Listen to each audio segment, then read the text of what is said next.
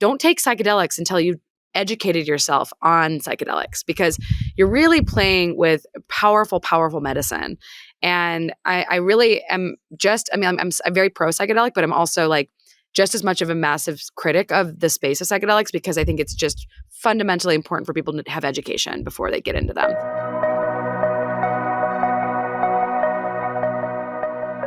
Hello, everyone, and welcome to Field Tripping. Our guest today provides health optimization and personalized medicine to high-achieving entrepreneurs, investors, and technology executives. For 3 years, she taught a pioneering course on health span in the wellness department at the medical school at Stanford University before launching her own company inspired by her unique philosophy of health.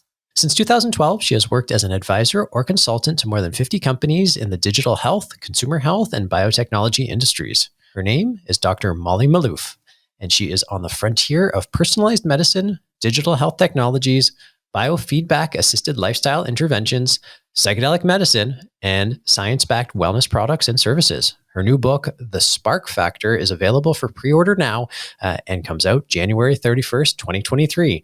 Thank you for joining us today, Molly. Are you ready to go field tripping? I am ready to go field tripping. Thanks for having me. Oh, my pleasure. Thank you for joining us and from wonderful Sedona. I've never been, but the backdrop is pretty spectacular. And we're recording video because we're going to start chopping this up for TikTok. So this is amazing. Oh, great. Well, the funny thing, I went on a hike last night, and interestingly, NAD plus, this IV I'm doing, these IVs I'm doing here, I was like, is it me or am I tripping? And my friend's like, oh yeah, a lot of people say that they feel like they're kind of tripping when they do these IVs. But the nature here alone is so stunning and beautiful that you just feel like you're on a microdose, and even though you're not. I've heard that. I mean, I kind of lean into some of the woo-woo energy center stuff, but I've heard Sedona is an energy center or a vortex or something along those lines. Yeah, it's got like a vortex or something, they say. Yeah. We'll get into that conversation. But before we get into that kind of stuff, I want to say, as we were talking about just before we started recording, it's been a year since we first met briefly in Las Vegas at the Psychedelic conference. I don't know if you remember, but I came up to introduce myself, and I remember the look of bewilderment on your face when I said hello. And you're like, until a few minutes later, I think you connected the dots. It was a good reminder. That's right. That's right. Not let my head get too big at the time, but I'm so glad we finally got it together, because I think I pitched you on coming to the podcast then, and we're literally noticing a year later.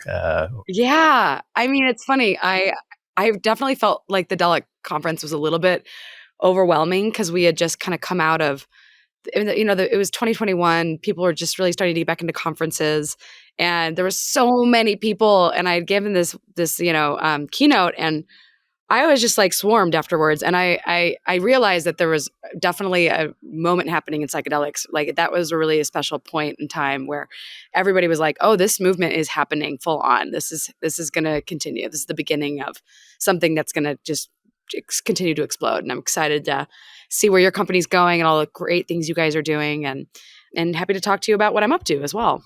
Let's hop into it. So one of the things I did in preparation for every podcast is I troll people's social media to see if there's anything interesting to talk about. So we're going to start there. I noticed you recently posted on Twitter that, quote, I've met some brilliant young people who have had multiple adverse childhood experiences and have become incredible mature adults who are totally well-adjusted.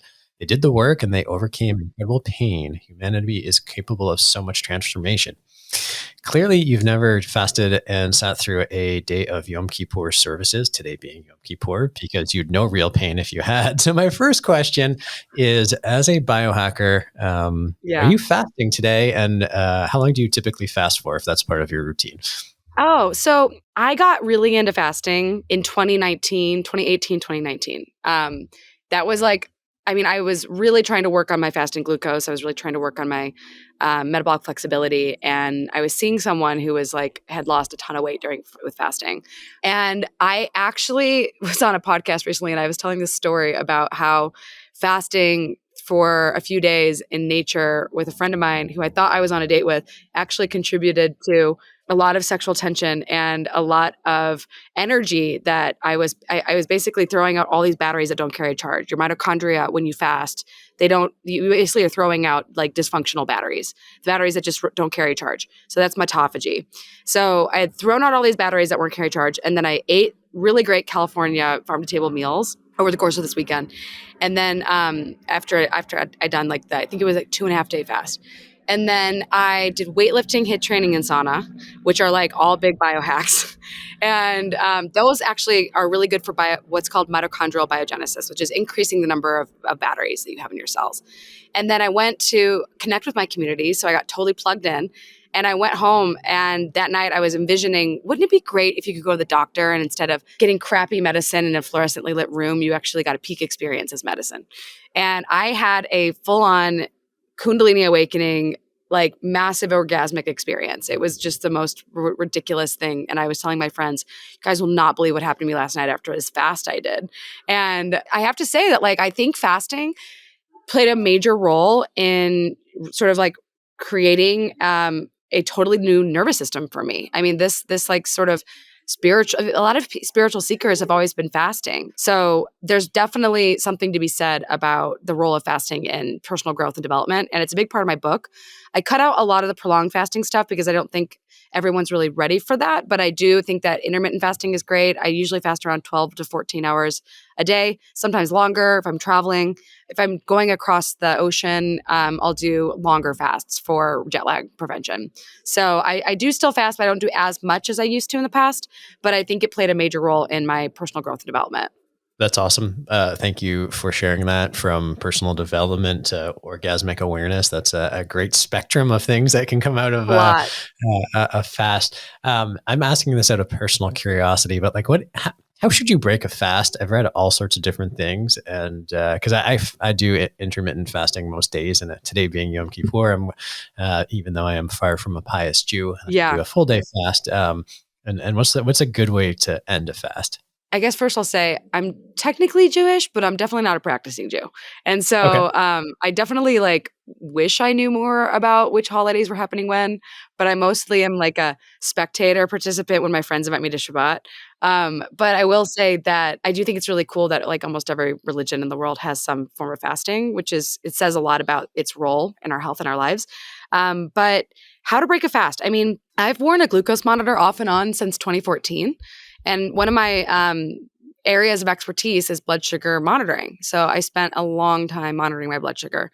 And in fact, like I actually still regularly monitor. I have one on right now. And I look at it as a tool for you to really identify what's working for your life and what's not. And so when it comes to fasting, you're going to develop a little bit of physiologic insulin resistance because your body's naturally going to be flipping the metabolic switch to go from carbohydrate metabolism to fat metabolism.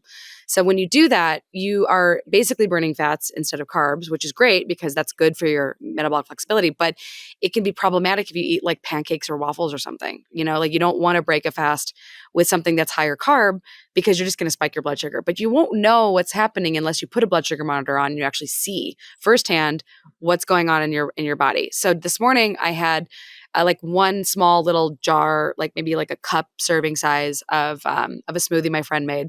And then I had 2 eggs and I had some coffee with some really delicious raw milk. And I can't get raw milk where I live, but I never drink milk, but oh my God, I think I fall in love with this stuff. So that was my breakfast. My blood sugar stayed around 110, which is like a really good post-meal blood sugar. But like, if I would have, like I saw the size of smoothie she had and I know my body. And if I would have had like 2, 3, 4 cups of a smoothie, like a large jar, there's no way that I would have had a normal blood sugar. I would have spiked it. And I don't like the way that feels because it sets me off for the rest of the day with up and down blood sugar. And one of the keys to, consistent energy is just keeping a nice and steady blood sugar stream. That makes sense. From what I've heard, it's pretty individualized. Yeah, some people do great with high carb meals. Yeah, not me. Not me. That's a good recipe for a nap. That's for sure. Okay. Well, that's good to know. I try to break it with like something like sort of protein and fatty, because Yeah, that's again, I usually don't the like move. to like And fiber is great too. Cool. Good answer. I'm doing the right thing. In reading The Spark Factor, which I confess I didn't get all the way through because I just got the advanced copy a few days ago and I don't read that quickly. But I did pick up some good things. You talked about your journey to here and now being on field tripping, which is undoubtedly the pinnacle of your career. What was your path to becoming a doctor, a pediatrician, and ultimately a well-known biohacker with her first book soon to be published? Were you one of those kids on a mission from a young age, or did your path reveal itself as you went? And just as you revealed the fact that you're technically Jewish, I am feeling you may have been on this path from a very young age, whether you liked it or not. I mean, oh my God, where do I even begin? I feel like sometimes when I go on podcasts, I have these like deep desire to let people know things that I have not told other people because I'm like, I should probably finally tell that story. But there's a story that's not in the book that I think I'm going to tell today. But just to give the sort of cliff notes on the life that I've lived, I grew up in Peoria, Illinois, which is basically America summarized. It's like if it plays in Peoria, it's like a very traditional American town. I'm a very American woman. I'm Lebanese, Dutch, Irish, Scottish, German. And as I found out when I was in ninth grade, Jewish, even though I was raised Christian and went to a Christian grade school. So I wanted to become a doctor in fifth grade. I like really had a clear calling to becoming a physician. And it was almost like after a few, pretty significant familial just like challenges that were going on in our family, like there were some deaths, there were some traumas. I just kind of woke up and it was fifth grade and I was like, okay, the world is not fair. Life has a lot of suffering and I need to find a way to alleviate that. And I need to be a part of that change that I want to see. And so I was like, and I'm going to become a doctor. And I started reading Russian novels and I started reading Michael Crichton and I was like obsessed with doctors that were authors. And then I was on this path. But on that path, I remember going through puberty and just thinking like hormones are all over the place. What the hell is this about? Like, what does this even mean? Someday I'm going to figure out my body. I get to high school, I start biohacking. I didn't even know it was called biohacking, but I knew that I was like really interested in how to use science to change my physiology. And I used to read popular science. And I remember hearing about modafinil, thinking, oh my God, if there was a drug that could keep me from sleeping, I would totally take it. And I used to just like totally, just overwork myself into the ground. And I guess that's something I still kind of do, but I'm a lot better about. I take a lot more, I guess, I think I'm developing more balance than when I was young, but I used to take supplements and I definitely was always trying to like tinker with my body throughout my younger years. I get to the point where I become a doctor and I'm like, oh my God, this system is just so epically screwed up. And I'm like, my dream job is a nightmare. I don't like working in the hospital. I'm the black sheep of my program.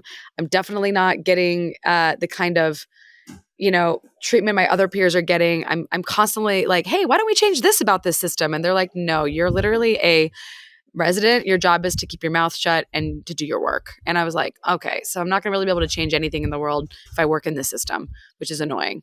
So about a year in, I'm like finishing my internship and I'm like, well, technically I don't really have to do the rest of the residency. I could get my license and I could just do my own thing. And so I had I had an experience with a very potent psychedelic in Harbin Hot Springs, and it's also the same ingredient that you find in ayahuasca. I'm sure you can predict what that is. It's a very fast-acting psychedelic, and I had basically had a massive ego death experience, and it was like the first time in my life that I really, really got to the point with a psychedelic where I was totally in another realm. And in that realm, I experienced my entire life flash before my eyes. And then I experienced pre-life and then afterlife. So like before birth and after birth. And I came out of this trip like, oh my God, I only have one life to live that I know of. There may be an afterlife after this, but this is the only one I'm in this body. So I might as well take advantage of it and really live the way I want to live and do what I want to do with my life instead of living life that's prescribed to me by everyone else.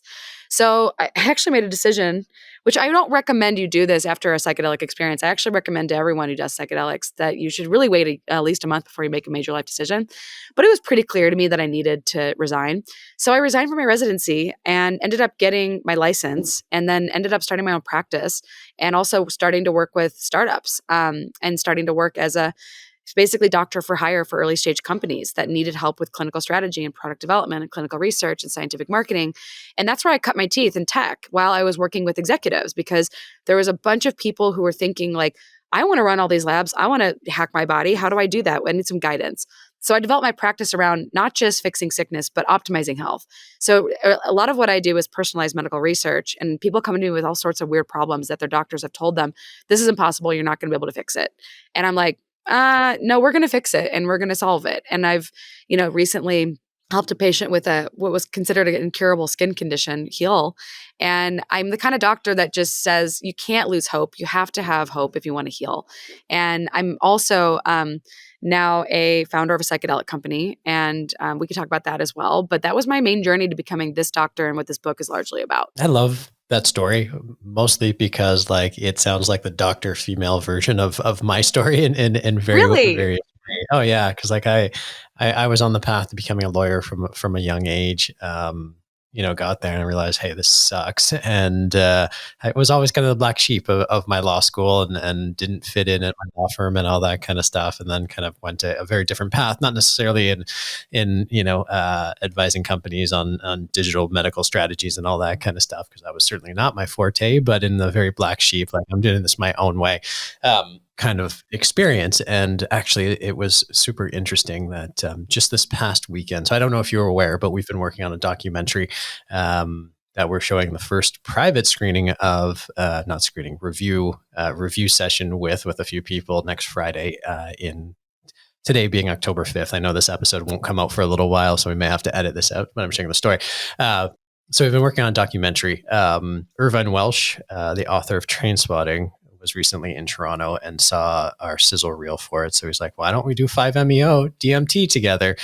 I don't know if that's I think you were talking about just regular DMT, but And then, so he came here and we did 5-MeO DMT together, which is technically legal in Canada, or at least oh my not God, that's illegal. right. Yeah. And it was a very eye-opening experience as well. Anyway, all of that really kind of resonates to me. So I think we've been on very similar journeys in certain ways, different exact paths, but that's awesome. Thank you for sharing. Out of curiosity, that experience with the substance in ayahuasca, was that your first psychedelic experience? Like, it sounds to me like you had been a kid, probably much like me, very much on a straight and narrow for a certain point, and then just said "fuck this" and moved off. So, wondering, when did psychedelics enter your frame, even if not to the point of being so pivotal as that experience? So I, since at least college, have been interested from a research context about psychedelics. I was in my undergraduate years in 22 to 2006, and I was in the history and philosophy library. And one of the benefits of being in the history, like working in these libraries, which was like, I'm kind of a nerd, a library nerd, is you can check books out for like months at a time and nobody can tell you not to turn them in because you work there and you can just keep checking them out. So I literally found the whole section on psychedelics. It was like this long. It was like this many books. It was like probably 20 books or something. And I checked all of them out and I took them all to my room and I started reading them one by one. And I was like, oh my God, these have had a massive influence on our evolution. Why are they so demonized? Why are they so taboo? Why do people make them such crazy things? Like, it's so obvious to me that these are like a really important part of human history. And so I was really obsessed with learning about them. And I actually tell everybody the same thing. Like, don't take psychedelics until you educated yourself on psychedelics, because you're really playing with powerful, powerful medicine. And I really am I'm very pro psychedelic, but I'm also like just as much of a massive critic of the space of psychedelics, because I think it's just fundamentally important for people to have education before they get into them. So I was like very afraid of the concept of letting go. And I was just like, I don't know if I can ever do these things, but I'm like intrigued by them. And in between college and medical school, I had a job. And my parents were not pleased when I told them that I was going to spend my summer registering voters at music festivals for this company called Headcount. So I was like, look, I'm getting free tickets the entire summer and they're paying all of my gas to go to all of these amazing festivals and I'm getting backstage passes. Like, Mom, this is awesome. And so interestingly, they let me do it. And they're like, well, aren't you going to go to medical school? When are you going to get your stuff? Like, I'm like, look, I'm going to take a year off. I'm going to work in a hospital. I'm going to definitely determine whether I want to do this or not. So I went to this music festival. And I wasn't actually working at that music festival, but I got invited by this guy that I was friends with to go, and my sister invited me to go to this tiny little music festival in Indiana. And I did mushrooms for the first time. And I remember doing quite a lot. I don't think I've ever done this much again, because I can't remember the last time I got that high on mushrooms. It was literally it was like my early 20s. And I think I got the message when I did it at that time. I was like, it was the most profound experience. I was speechless the entire time. I was laying under a tree and I was just like, I saw the most vivid visions I've ever seen. And I was completely floored and just overall blown away by the whole experience. And then the next day I remember driving home being like, it was so ineffable that I was in this state of, whoa, what was that? What was that? And I didn't actually touch psychedelics for a long time because I went to medical school. And in medical school, one of my friends was driving through the country. I'd actually met him at Bonnaroo. We were registering voters together. His name was Bear Cadet. And Bear, you might know him actually. He invited me to go to Burning Man. And I'm like, look, I'm in my 4th year of medical school. And I'm about to head into my 4th year. I'm about to take my board exam. Maybe I could go after take my test, but like if I do this, I can't ever go back because I have to go back into the real world. Like I can't just just go to Burning Man every year. Like this will just be a one-time thing. And so I finished my board exam, fly to Reno, drive into Black Rock City, and basically got exposed to. I actually didn't do any psychedelics the first year of Burning Man, but I was like surrounded by them. So there's quite a lot of just like a feeling of, oh my God, like everyone's on psychedelics here. And I was very skeptical. I was very, very hands-off, very conservative. I was like, I'm not doing any psychedelics. I'm not doing any funny business. Like I'm here just to figure this, just to experience Burning Man and see the art. And I remember leaving Burning Man being like, oh my God, I cannot believe this like changed my life. And I made an entirely new community of friends. And when I was traveling around the country, interviewing at medical schools and residencies, all of my Burning Man friends opened up their homes to me in the Bay Area. And actually, that was the reason why I decided to do my residency in the Bay, because I really wanted to be near people who are my friends. And I wanted a community. And Burning Man really taught me that. And then once you get to the Bay Area, you realize, like, I moved to Oakland. And Oakland is just like, at the time, going through the marijuana revolution. And this was like 2011, 12. And so I'm like, holy crap, there are dispensaries for medicinal marijuana. There are people taking classes on how to grow marijuana. There are underground marijuana clubs. Like Oakland is like an epicenter of a shift happening and this would never happen in Illinois. And it was a culture shock. And then like, instead of drinking, a lot of my friends would use psychedelics. And so I was more and more exposed to psychedelics through the Burning Man community, through the San Francisco community, because San Francisco has always been sort of a progressive landmark of our culture. And sort of that's what, it's funny because like I remember early on meeting all these friends of mine being like, someday I think psychedelics are going to be medicine. And people were like, you're crazy. Like, this is ridiculous. And literally within a few years, there was this psychedelic revolution happening. Marijuana started to become more and more legal. And then people kind of started associating me with like the tech scene and working with doctors and being an innovator. And so I would regularly interview with the press because I was kind of always on the cutting edge of what was cool and new. And I was actually talking to some of my friends who are founders, and they were like, yeah, I just had the best meeting with his investor and I was microdosing. And I'm like, wait, what? What's going on?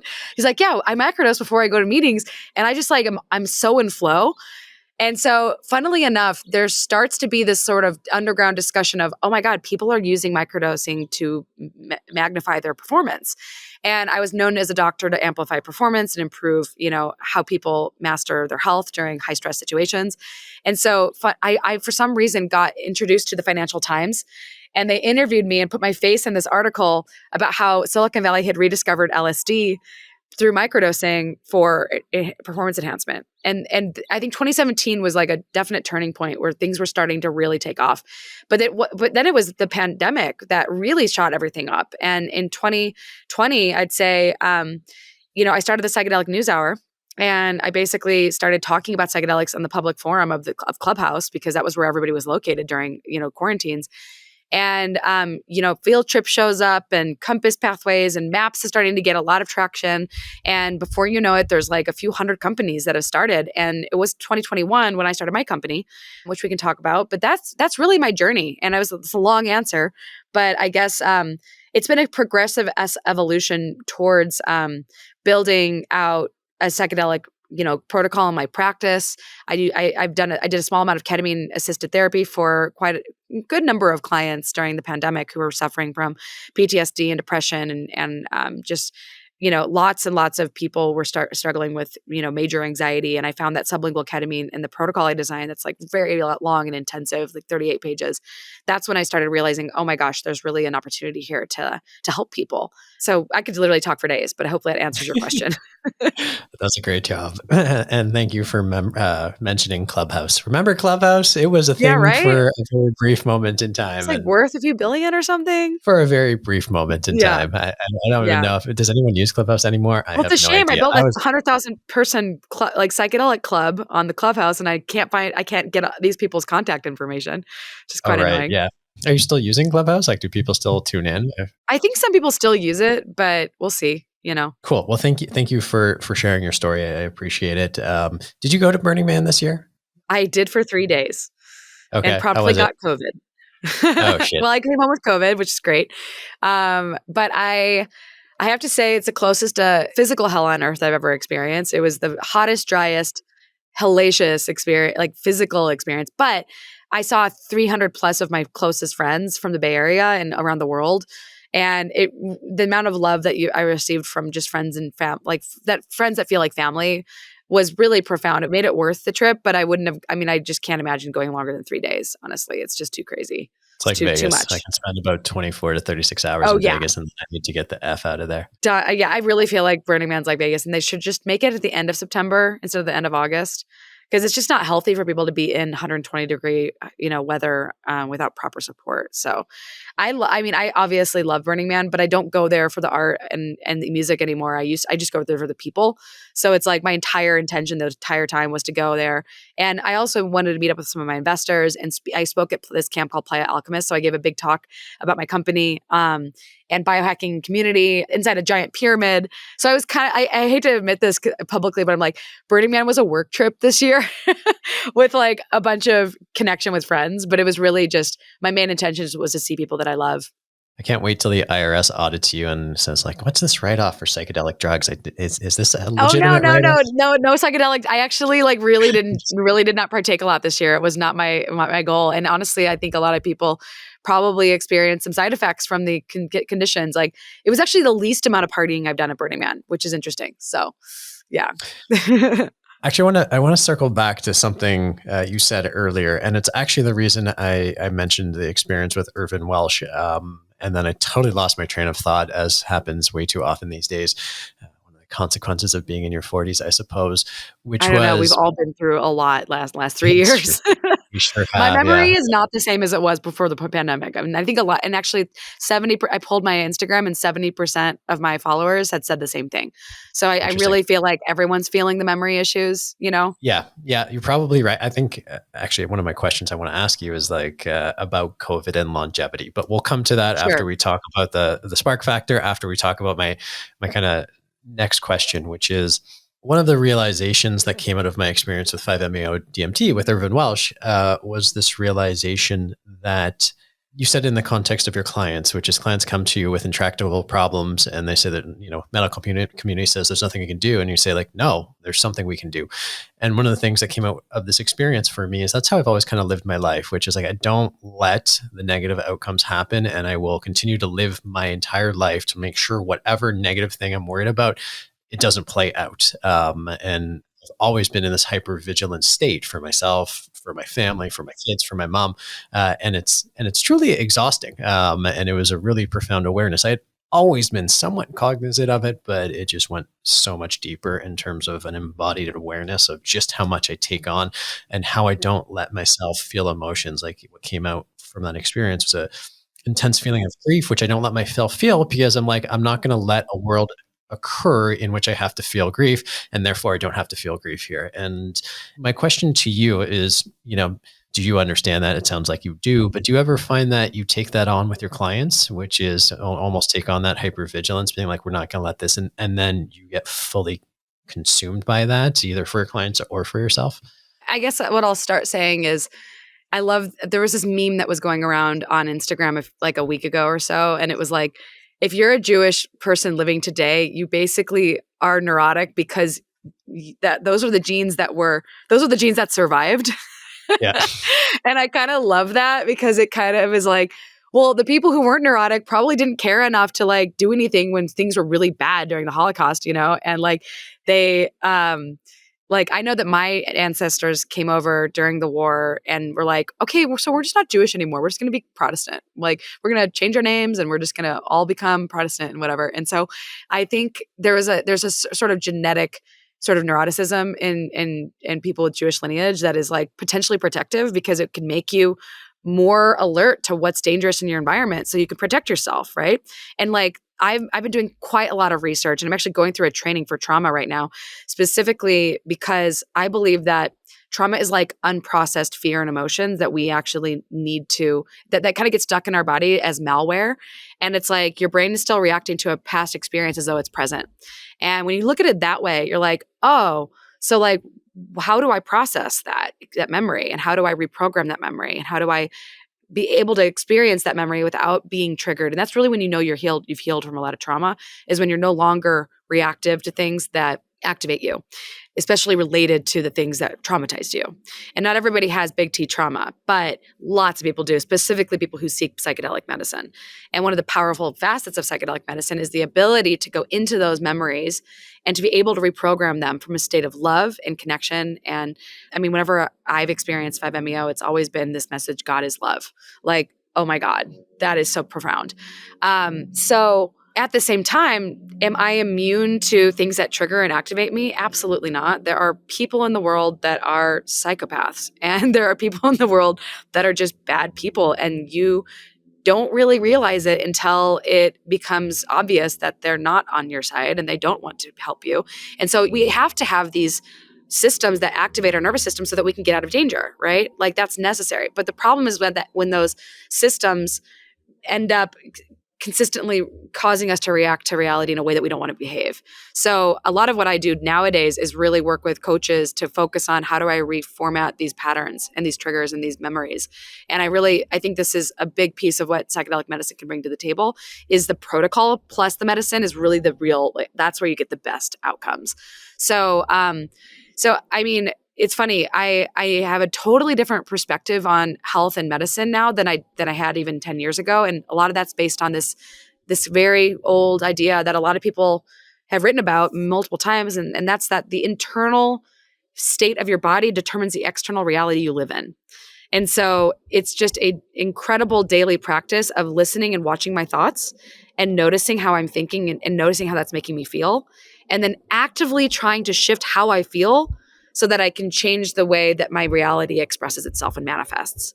And that is a massive amount of work to do on it, but it's actually just as much work to sit around worrying and catastrophizing and reacting. It's just as much energy that goes into that as goes into the opposite, right? So it's like everything is hard in life. Being healthy is hard. Having a strong mindset's hard. Emotional regulation is hard. Like keeping like a strong core strategy and vision for your company and sticking with it is hard, but we just have to choose our hard. And so I'm a health optimization, like, I guess, junkie at this point. Like I'm constantly always trying to improve. And the thing that really got me recently was like, oh my God, like everything gets easier if my mindset shifts. Everything, I notice it on people I surround myself with, my patients, my clientele. Like I had a client who was really suffering from a lot of sickness. And I said, and he actually could make himself faint by just freaking out about hypochondriasis. And I was like, after working with him on getting him a meditation coach and working with him on his mindset, and I actually said to him, I'm like, okay, so I'm going to let you in on a secret. Like the power you have to make yourself sick is the exact same power you have to make yourself well. And so I want you to, whenever you feel fear and whenever you feel intense anxiety about your health, about what's going on in your life, I want you to know that you can change that valence of that experience to positive. But that's an active working thing you have to do. It's not just it doesn't just happen. You have to do it. And so he went on a 10-day meditation retreat, came back just totally transformed by the experience. And consistently, I'm seeing this person know that like the way that he thinks changes the way that he feels, and it actually changes the manifestation of his illness. And he's almost completely healed at this point. But it was not just, it was definitely nutritional changes. It was diet changes, it was sleep changes, but a lot of it was also mindset and spirituality and really working with his innate capacity to change the way he feels.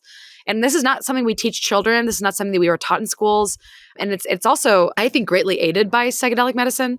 This individual didn't use psychedelics, but I have worked with other clients that have. And I do think that it's one of the biggest promises that they can offer us is being able to change our mindset, specifically if we combine them with very clear protocols that can be used to shift mind.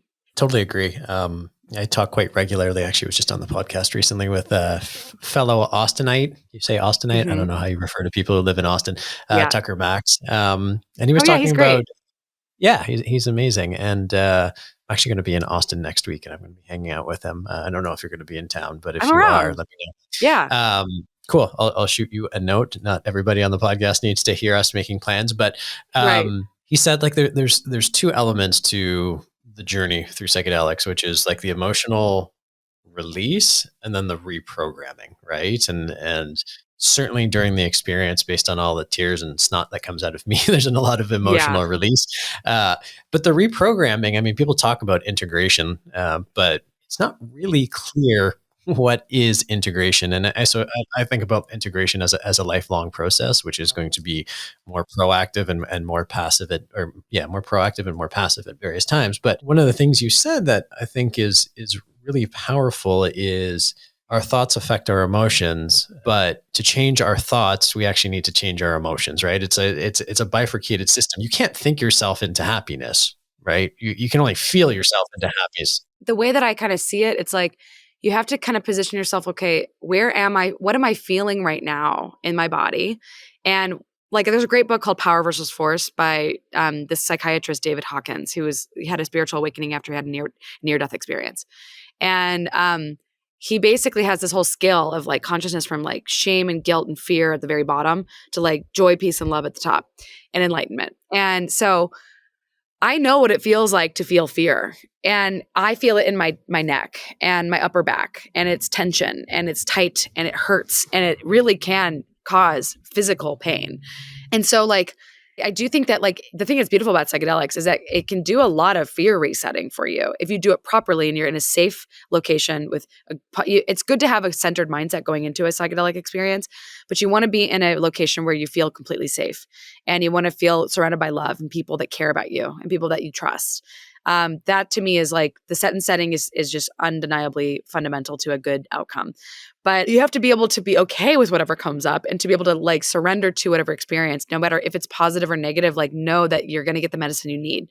And like during the pandemic, I was very close to burnout, and I definitely did a mushroom trip, and I cried for like half a day. And I remember thinking, oh my God, I needed to do this because I needed to like connect with myself and just apologize to myself for being so hard on myself and expecting so much from myself and not really giving myself the recovery I needed. And it was like a profoundly beautiful experience, but it's not just enough for me to tell myself that. I actually had to change my life. I had to change the way I was living. I had to change the way I was working. I had to give myself more rest. I had to start increasing the carbohydrates in my diet. I was eating too low carb. My body needed more consistent meal timing. You know, with biohacking, you can't actually really do a lot of the hardcore biohacks when you're close to burnout. In fact, that's probably contraindicated. And so I had to get regular meal times. I had to give myself a lot more recovery. I had to stop working on weekends. I had to spend more time with my family. I had to change my supplement regimen and I had to make a lot of changes. And to me, integration is like saying, oh my God, I had this aha moment in my psychedelic trip.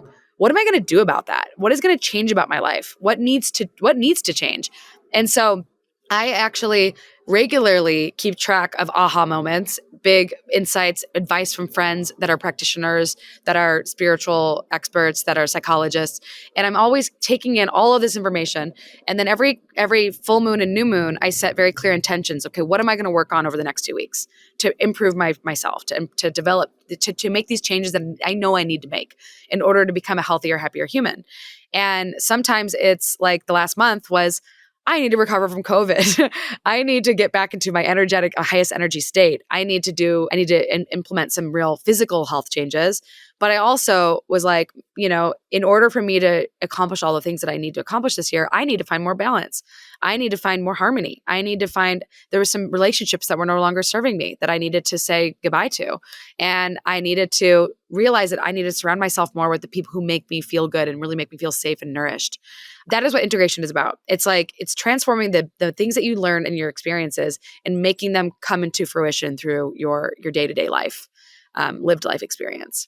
I think that's totally on point. And I think the only thing I was trying to get at is to remember that a lot of it is about feeling and not thinking. Yes. And I think in our society, we try to think our way through a lot of things, when just like taking a moment when we're thinking negative thoughts and feeling anxiety, Yeah. to, instead of go to, oh, I should just be happy and not worry, maybe shift to like, let myself feel love. Remind myself of those moments where I felt love, and then I can shift. So it's kind of like a box breathing pattern almost. What I'm learning from all these trauma experts is like, things that really, there's obviously like the hardcore life traumas that happen to us, but then there's these like day-to-day things, these relationship injuries, these social injuries that we experience that can feel traumatic too, right? And so we're going to feel things are going to come up, and we're going to have these negative emotions.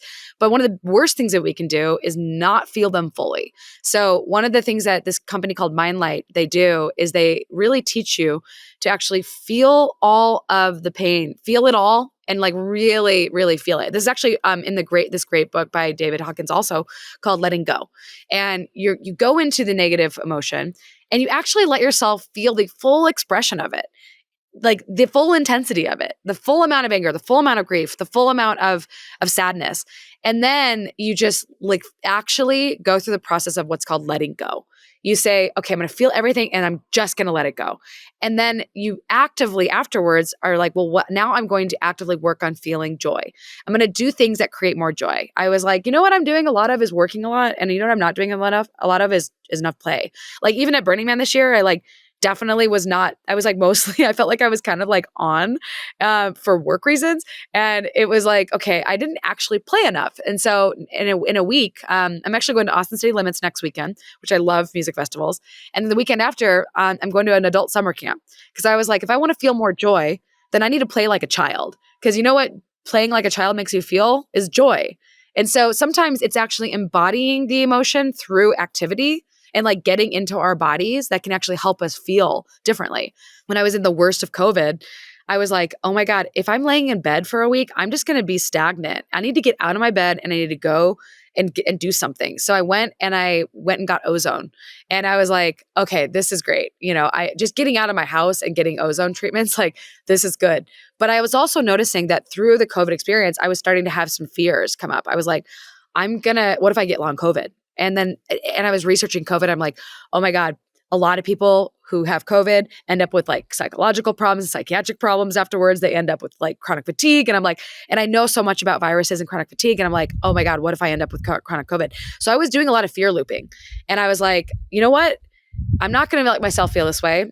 I'm feeling a little stagnant in my house. I'm going to fly to LA. And after 2 weeks of recovery, I was like, after 1 week of sickness and 1 week of recovery, I was like, I'm going to LA. I'm going to the Biohackers Conference. And I felt so much better just being around energetic people and energized people. So you can change the way you feel also by your environment, by changing the people that you're around. And then by actively deciding, I'm not going to let this continue to get worse. I'm going to actually just do things that make me feel good. And being around people makes me feel good. Just like changing my mindset, being around people that I love and care about, my friends, just having real connections with people. So don't underestimate the power of just like changing the people that you're around and just changing up your environment to actually like shift your physiology as well. Free your mind and your ass will follow.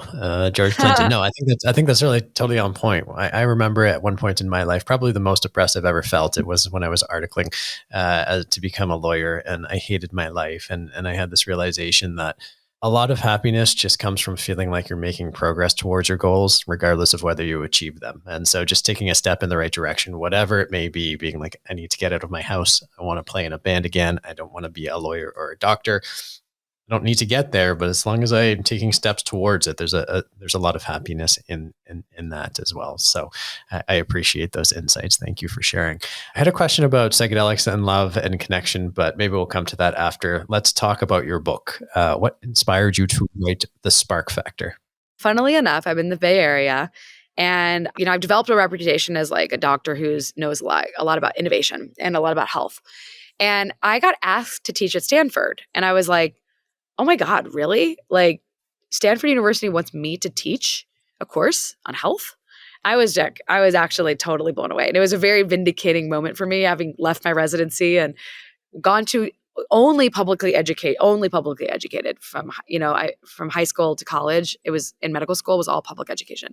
So when I was like, oh my God, an Ivy League institution wants me to teach, this is crazy. So I went a little bit overboard, and I basically just did an enormous amount of research to really put my thoughts on paper and to really try to create a core philosophy of health that I could, basically explain to students was a theory of health span extension. So I designed a course, and it was like 10 hours of technically it was like a 2-hour course, like say 2-hour course, but it was about 2 hours of lecturing per week. And I had about 2 lectures each time I would come into class. So there was a lot of content. My students, when I first started teaching the course, like I actually got standing ovations from them. They were like, it was like a performance I was giving, and I remember thinking, I can't believe how gratifying this is to be teaching at this school. And but something always bugged me about teaching, which was I'm having these students giving me these amazing reviews of my class. And yet my class is only reaching like 20 to 30 students at a time. So I was like, you know what, there's got to be a way to give this, like to actually share this with the world. When I was thinking about this book, I was like, it was 2019. I had just gone through a meditation retreat, and I was like, what should I do with all this knowledge? And it was very clear to me in that retreat, oh my God, you're going to write a book, and you got to do this. Like you really, really got to do this. And so I had this meditation retreat, was basically asked to cook for people. It was my first 10-day retreat, but the person who was supposed to cook for everyone had a bit of a panic attack because she didn't know how to cook without like a cookbook. And so I was like, well, I can cook without a cookbook, easy. And so I ended up cooking for like 10 people at this retreat for like 10 days. And it was actually quite a lot of fun. But they gave me a pencil because they knew that I needed to write down recipes, right? And so, and I needed to record what I was doing. But funnily enough, I took that pencil and I took advantage of it, and I used it to write the outlines of like 2 books. One would be a book, and one would be a cookbook. And that's when I started thinking about writing a book. And then I ended up giving a talk at Paleo FX, and I met this ghostwriter, and she's like, you should totally write a book. And I'm like, well, yeah, but that's like a ton of work. And so she and I ended up working together, and because I realized writing a proposal of a book is like a 90-page process. You have to write like 90 pages of a book. Basically, it's like with the marketing plans and everything. So she helped me write my proposal. But when we actually wrote the book, I went through my entire Stanford course, and I just basically taught it to her, and we recorded the whole thing. So the book is very, very much a derivative of my philosophy of health. But it's also being marketed as a book on biohacking because that's really what you need to do if you want to optimize your health. It's not like you read a book and you're like, okay, I'm going to do everything in the book and then I'm going to be healthy. Actually, getting healthy can take years. And it's about slow, iterative habits and changes that you make that increase your health outcomes. And they're very personal. And so I'm not writing this book as like you need to read this book and do everything in it. It's like, no, this is how you need to think about optimizing health. This is the way you should be thinking about your lifespan through understanding how mitochondria function, the energy generators of your cells, the powerhouses, the batteries, the capacitors, the signal like the integrators, the hormone producers. Like these things do everything. They're basically the general contractors of your body. And they're also I believe that they're also the potentially antennas of consciousness, because without life, without energy, there's no life. So I'm a big fan of just seeing the body through the lens of energy instead of the material. And so I really love studying mitochondria because they're electromagnetic organelles. And when I really started understanding how mitochondria function and really started optimizing mitochondria, that's when my health really started to improve massively. And so the book's really based on mitochondrial health, health span extension, biohacking for women. Anybody can read it, but it definitely is geared towards women because all the books on biohacking have been made for men. Thank you for sharing that. Just as you were talking, like over your left shoulder, for me, maybe I'm a little bit high, even though I'm not. The cloud kind of looks like Yoda kind of looking over your shoulder. And I felt that was like a very sageistic moment in this I love talk. that. So thank you for sharing all that. I tell this story kind of often, which is Oh, I many years see ago, I Yoda. Oh joined. my God. Like the little Yoda I right used here? I saw him on the other side, actually, like over Over your left here? shoulder. The clouds now moved on, but it kind of looked like Okay. yours, and with the I tree, love it kind of clouds. gave it a hue of green, a hue of green. Cute. So many years ago, when I joined Mastermind Talks, it's a community that my friend Jason Gaynard runs. I don't know if you're familiar with it, but I'm sure you know a lot of people in it. Cameron Harold, who had just released his book called Double Double, gave a presentation. And I personally was really grateful when Cam cut to the chase in his presentation. I said, you could read the whole book, but you'll get what you need by just reading these 2 chapters. And so with that said, what are, if you can sum up in 2 or 3 points, what are the most important takeaways from the Spark Factor that people could start thinking about today while they anticipate the release of the book in January?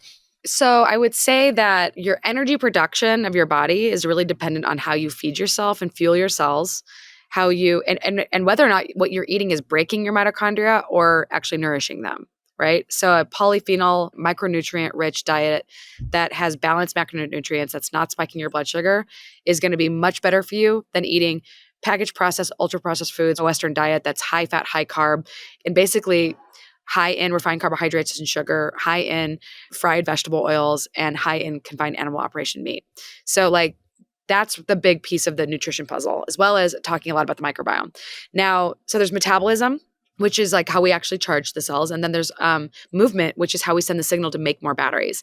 So our muscles are basically like our power packs of our body. And if you have, frailty, people who develop frailty when they get older, they don't realize that it's preventable. And you don't have to get frail and you don't have to get brittle and weak, but you have to build your bones when you're young, and you have to keep those muscles strong as you get older. So you actually have to get enough protein intake. And a lot of people think that high protein diets are going to make you live less, but they actually, if they're combined with exercise, they can be highly influential in keeping that muscle tone as you get older. And by high protein, I mean like for an athlete, 1.6 grams per kilogram. Now, exercise it's not just enough to lift weights. You also need to keep your heart strong, because your heart can get really weak as you get older, and that will age you, and that will cause you to die prematurely. But you need flexibility. And so I just started doing yoga again, and I was surprised at how much flexibility and mobility I lost during the pandemic, just not doing a regular yoga practice.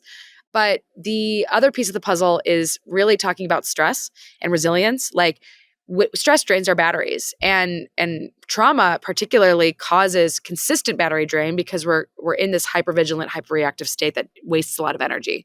So managing your trauma, mastering your stress response, really trying to become more psychologically resilient is really key for being a sort of modern warrior. Now, the last piece of the puzzle, which is something I did not realize until the last few years of teaching at Stanford, was the importance of connection for longevity. So we can't just have great amounts of energy in our body. We need to plug into a community. We need to feel connected to people. And healthy human connection is the greatest factor that we know in long-term health and happiness. Toxic relationships will age you faster than anything. I've literally spoken to multiple people who've had traumatizing work relationships, really challenging personal relationships and divorces, and they have had major health breakdowns. You cannot underestimate the power of relationships to improve your health or actually degrade your health. And so when I recognized that, I was like, oh my God, this is seriously important that we talk about. So I talk about love a lot in the book, but for women, just to kind of just tie it all together, there's a lot of things that you can do to biohack your way into better metabolism, better fitness, better stress, better sleep. But a lot of the things that women are doing that are biohacks are often taught by men. And so women have to be a little bit more careful with how we do ketosis, how we do fasting, how we do metabolic flexibility training, how we train our bodies, how we fuel our bodies before training, how we listen to our bodies throughout our cycles, to really tune into what we need, because our hormones are much more delicate than men's, and they're actually more responsive to the environment in order to actually protect humanity and keep the tribe alive. So women's hormones will shift more acutely in directions we don't necessarily like, but that are actually adaptive to survival. And that's important to understand, because we can't stress, it's really important not to overstress the body as a woman. But, and so like really listening to your hormones. So then I talk a bit about sexuality because I think that it's something that's under discussed. And I think it's fundamental and important to existence. And I think it's really one of the driving creative forces of existence is our sexual spark. So I talk a bit about that at the end in the last few chapters. It's a lot of takeaways. It's a pretty comprehensive book. Yeah, that sounds pretty thorough. I think I got the Tony Robbins, Peter Diamandis Health Span. Was it called Health Span? Oh yeah, Book as well, they've got a book on longevity, I believe, and health span. Yeah, that's exactly right. Anything of note on the sexuality chapters? It sounds like very juicy content, and I don't know if you're leaving that a little bit vague because it's really good content, or I think my next book that I write will be largely based on sexuality, love, and attachment. Because I accidentally became an organismal biologist, which means I started really studying biology from those first principles perspective, which is that we are here to gather energy and resources so that we can stay alive, and we are here to connect with others so that we can reproduce, whether we have kids or not, or make companies. So like we are here to create, and we are here to connect. And this is our biological imperative. And this is one of the most fundamental truths of existence. And when you see the body through that lens, it changes the way you see the world. And I started my company, Adama Bioscience, because I really wanted to explore the science of love to figure out how love can heal. And is there a science of measuring it? And how can we amplify it? But underneath all this research, I was like, oh my God, love is not always this beautiful thing. It's actually sometimes very toxic. In fact, there's unhealthy and healthy love. There are people who, like stalking is an example of unhealthy love. Domestic abuse can also be, someone may say they love you, but they can abuse you.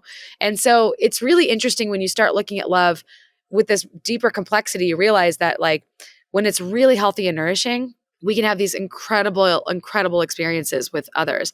And I personally believe that when you feel safe with someone, and there's this, Aubrey Marcus's his wife, Ilana, recently released a single that's really about this topic, which is when you feel completely safe with a man, you're able to fully let go and fully experience your total bliss. But the biggest problem for women, I think, that inhibits their ability to feel their full range of sexual pleasure is they get in their heads. There's quite a lot of women who have trauma. 1 in 3 women are sexually assaulted. 1 in 4 are abused as children, and 1 in 3 are raped as adults, or in their lifetime. So 1 in 5. And so these numbers are pretty staggering. And any woman who has sexual trauma basically has a 60 to 80% chance of having sexual dysfunction. So there's quite a lot of women out there that are actually not having fully actualized sexual experiences because their bodies are in a state of hypervigilance and threat. I didn't go deep into this in the book, but I talk a lot about how people are not doing a good enough job talking about consent, talking about what they want, being able to even talk about sex because of cultural influences, because of religiosity, because of the way that we were raised as women to be told that sex makes us dirty or like flawed in some way.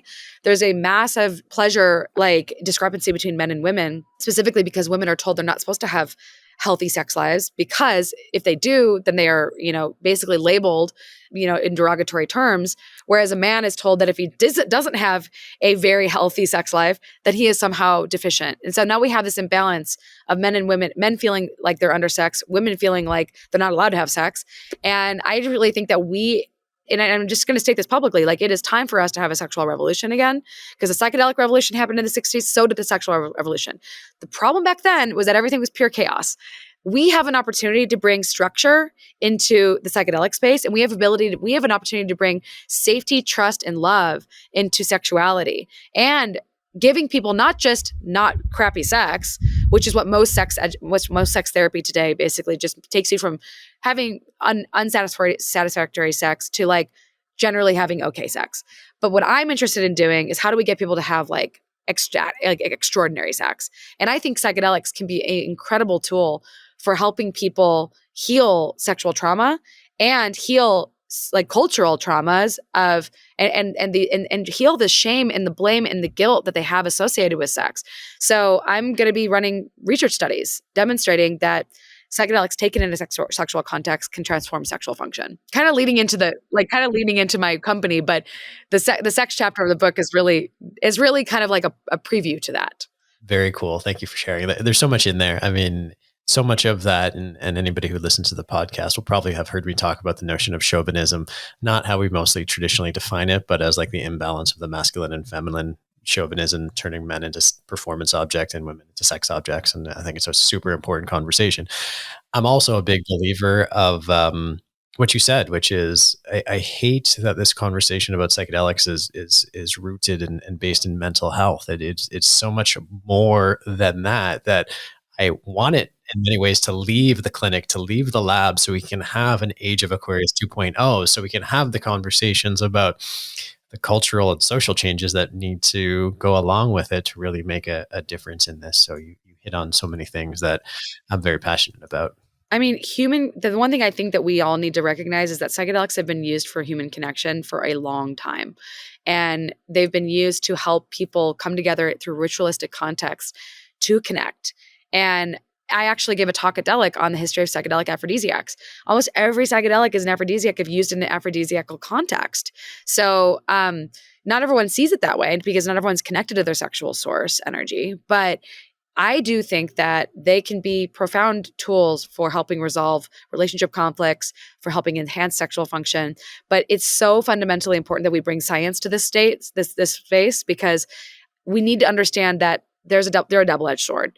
The problem with the science of psychedelics in sexuality is that almost all of it relates to unsafe sexual contexts, non-consensual sex, people being, there's actually papers written about how MDMA, is it a date rape drug or not? Does it actually take away your ability to have consent? There's so much discussion about underground psychedelic therapists sleeping with their clients. There's already a problem in mental health practitioners where I literally read a paper that said up to 10% of male mental health practitioners have relations with their clientele.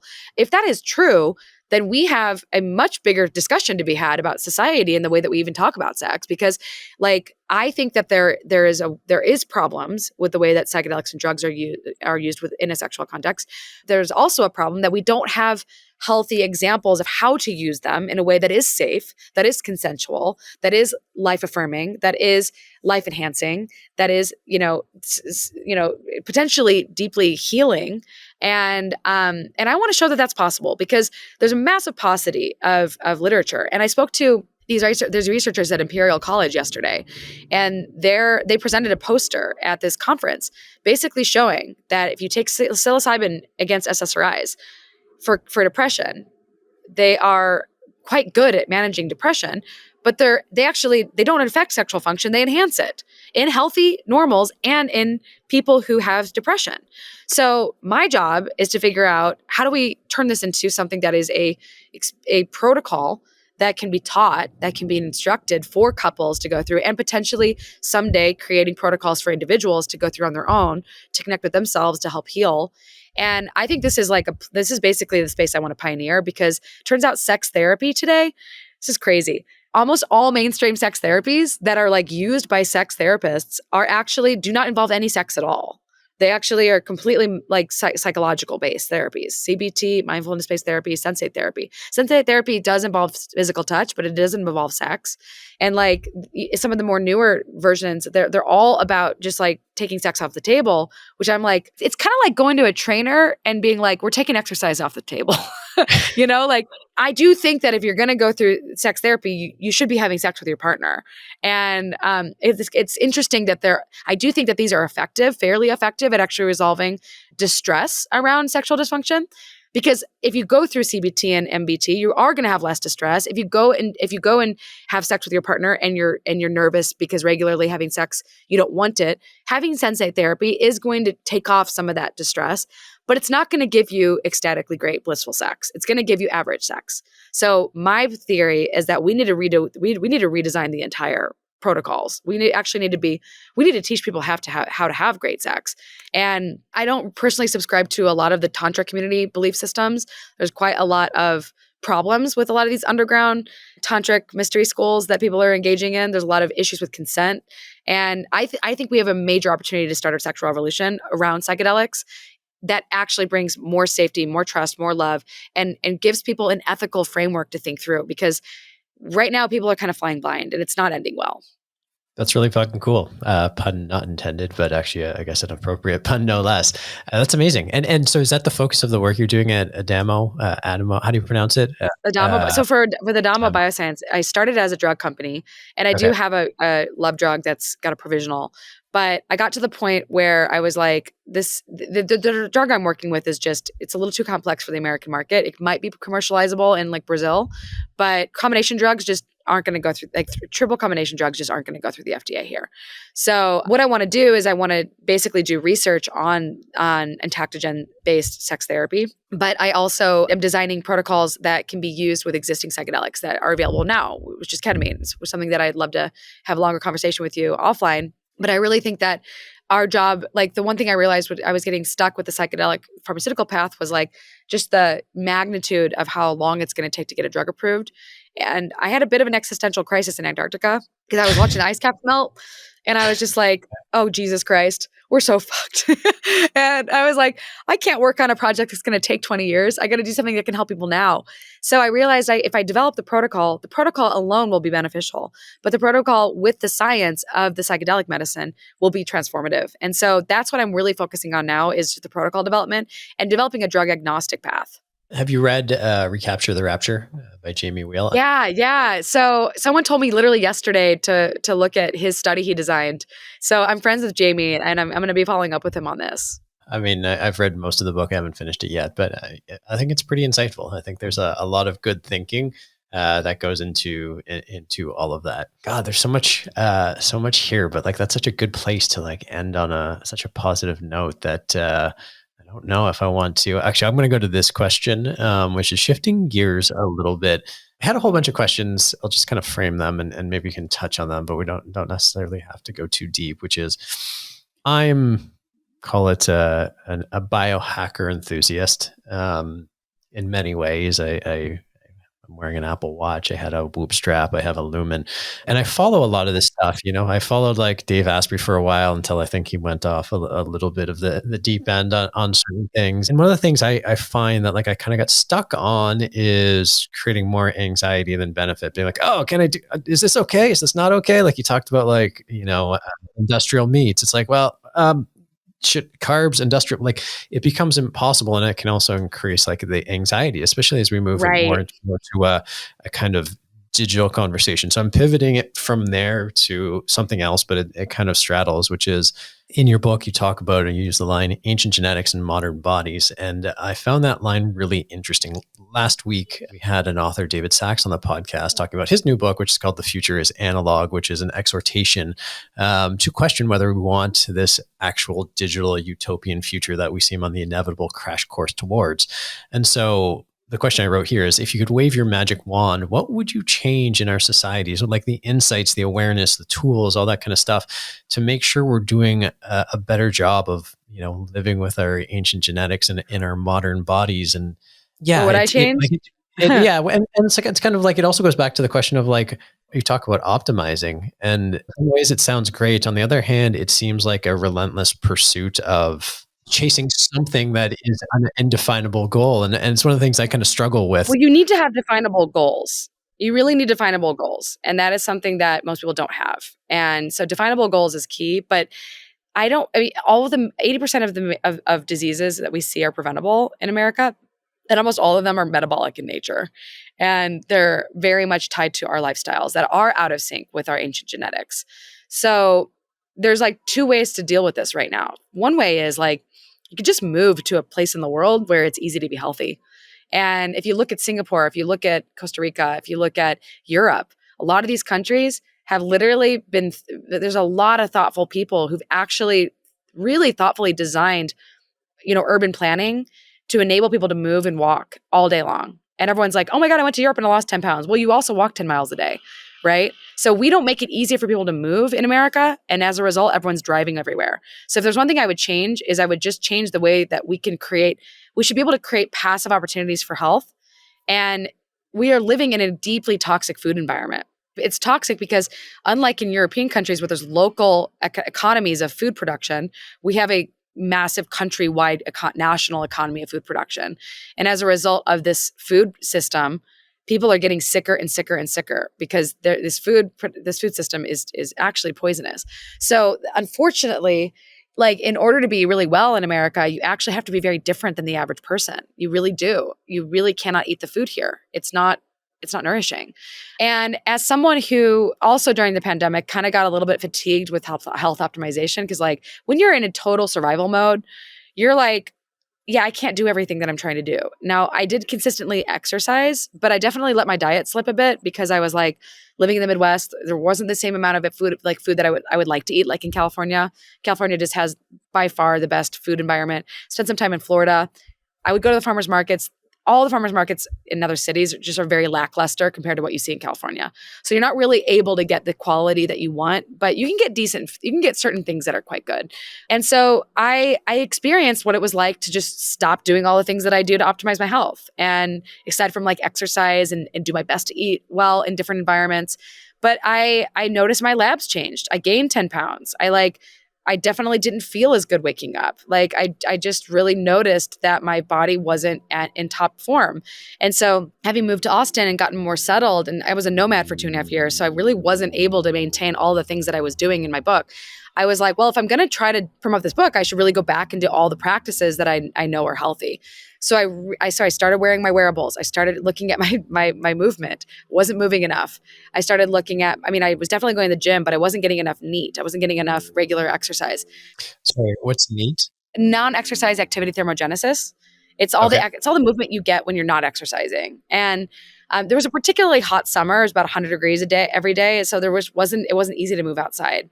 And I realized that like by just getting back into all of these really fundamental health habits and using monitoring to get back on the saddle, I was able to be like, you know what?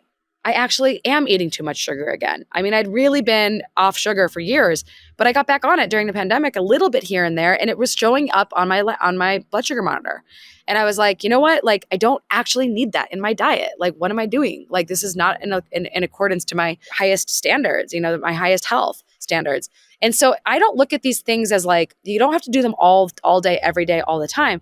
But if you find yourself falling off your health regimens and noticing your body change, noticing your gaining weight, noticing your labs are getting different, like some of my labs had shifted, I was like, wow, like I'm seeing things altered. I'm not in the same physical shape I was in.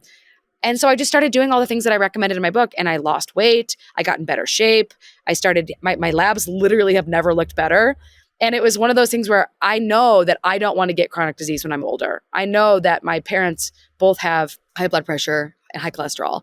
My grandfather had Alzheimer's. My grandmother had congestive heart failure. She was literally sedentary for like many years because of rheumatoid arthritis, and her doctors told her not to move her body. Another one of my grandmothers became frail after an accident. Now she's in a nursing home. I don't want that to be me.